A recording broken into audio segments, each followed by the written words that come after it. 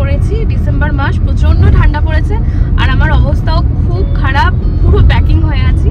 কিন্তু আমরা যাচ্ছি একটা পিকনিকে, একটা নতুন প্রপার্টিতে, অবশ্যই নর্থ বেঙ্গলের একটা নতুন জায়গায়।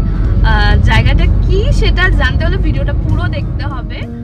আমরা কোচবিহার থেকে প্রথমে এসেছি পন্ডিবাড়িতে। পন্ডিবাড়ি থেকে এবার সোজা চলে যাব বীরপাড়ার দিকে। আজকে রবিবার, তাই রাস্তা বেশ ফাঁকা, তাড়াতাড়ি পৌঁছানোও যাবে।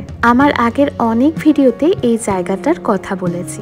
হ্যাঁ, এটাই হচ্ছে বীরপাড়া, কারণ বীরপাড়া আসলেই চা বাগান শুরু হয়। বীরপাড়া থেকে কিছুটা গেলেই হচ্ছে লঙ্কাপাড়া, যদিও গুগল ম্যাপে সম্পূর্ণ পথ নির্দেশটা দেওয়া আছে। লঙ্কাপাড়া ইকো পার্ক গুগল ম্যাপে লিখলেই সুন্দরভাবে রাস্তাটা বেরিয়ে যায়। নতুন জায়গায় যাই, চেষ্টা করি সেই জায়গাটার ব্লগ বানানো। তো আজকেও সেরকম একটা নতুন জায়গার সন্ধান দেব। আমরা তো প্রায় চলেই এসেছি।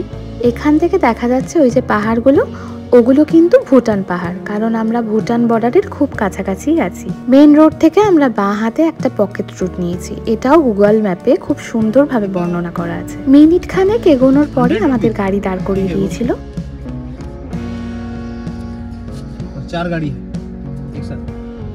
এখান থেকে পার্কের প্রবেশ মূল্য নিয়ে নিল, গাড়ি পিছু 100 টাকা করে নেয়। তবে মেন রোড যতটা সুন্দর, যত ভালোভাবে এলাম, এই রাস্তাটা কিন্তু ততটাই সরু আর বেশ খানিকটা চড়াই উতরাই আছে, কারণ চারিদিকে চা বাগান আর ধাপ চাষ হয়েছে। আচ্ছা, এবার বলি, এটা কিন্তু ওয়ান ডে পিকনিক স্পট, এখানে কিন্তু থাকার ব্যবস্থা নেই, আর যা বুঝলাম কারেন্টেরও সুব্যবস্থা নেই। যেহেতু চা বাগান, তাই অনেকটা এরিয়া জুড়ে। ভেতরে ঢুকে বুঝলাম, ওরে বাবারে, অনেক বড় একটা পার্কিং এরিয়া আছে। তারপরে জানলাম আর একটা রাস্তাও আছে, সেটা নাকি খানিকটা চওড়া, যার জন্য এই বাসগুলো আসতে পারছে। অবশেষে আমরা আমাদের পিকনিক স্পটে এসে পৌঁছালাম। এটা যেহেতু উত্তরবঙ্গ কৃষি বিশ্ববিদ্যালয়ের ডিপার্টমেন্টের অ্যানুয়াল পিকনিক ছিল, তাই স্টুডেন্টরা কিন্তু অনেক সকাল সকালই এসে গিয়েছিল। কিন্তু ওই যে অলিখিত নিয়ম আছে, স্যারেরা সবসময় দেরিতেই পৌঁছায়, তাই আমার বর আর তার কলিগরা অনেকটা দেরিতেই পৌঁছেছে। পৌঁছেই দেখলাম সকালের জল খাবার তৈরি হয়ে গেছে, ছিল লুচি, আলুর দম আর মিষ্টি। হ্যাঁ, এইবার মনে হচ্ছে পিকনিক পিকনিক, এই ছাড়া কিন্তু বাঙালির পিকনিক জমে না।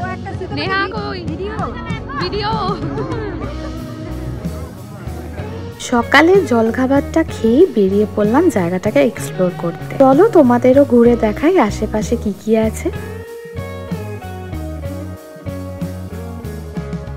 জায়গাটা এতই সুন্দর বলে বোঝানো সম্ভব না, তবু যেটুকু পারছি আমি ক্যামেরাতে তুলে ধরার চেষ্টা করছি।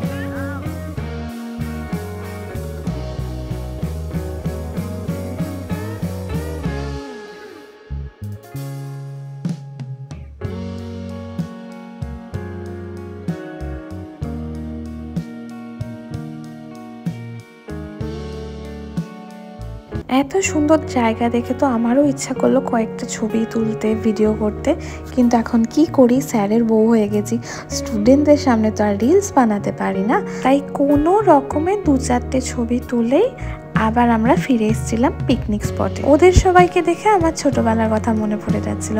আমরাও যখন কলেজে ছিলাম, এরকম সবাই মিলে হই হই করে পিকনিক করতাম। এরা এখানে হই হুল্লোড় করুক, চলো গিয়ে দেখি বাকি স্যার ম্যাডামরা কি করছেন।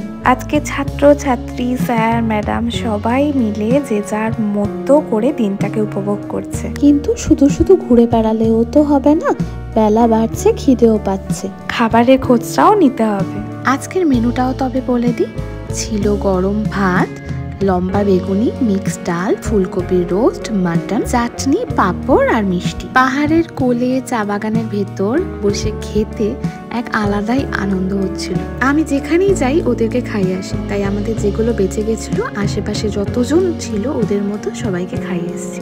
সবার খাওয়া দাওয়া পর্ব মিটতে মিটতে সন্ধে নেমে যাচ্ছে। এখানে যেহেতু কারেন্টের ব্যবস্থা নেই, তাই বেরোনোর তাড়াও ছিল। ফেরার সময় স্টুডেন্টরা আবদার করলো স্যারদের সাথে ছবি তুলবে, ওইসব ছবি তোলাতুলি হলো। তারপর আমরা আবার ওই একই রাস্তা দিয়ে ফিরে এলাম। এই নতুন পিকনিক স্পটটা তোমাদের কেমন লাগলো অবশ্যই জানি। তোমরা নর্থ বেঙ্গলে থাকলে এই জায়গাটা অবশ্যই একবার ভিজিট করো। তবে আজকের মতো এটুকুই, দেখা হবে নতুন কোনো ভিডিওতে নর্থ বেঙ্গলের নতুন কোনো জায়গায়।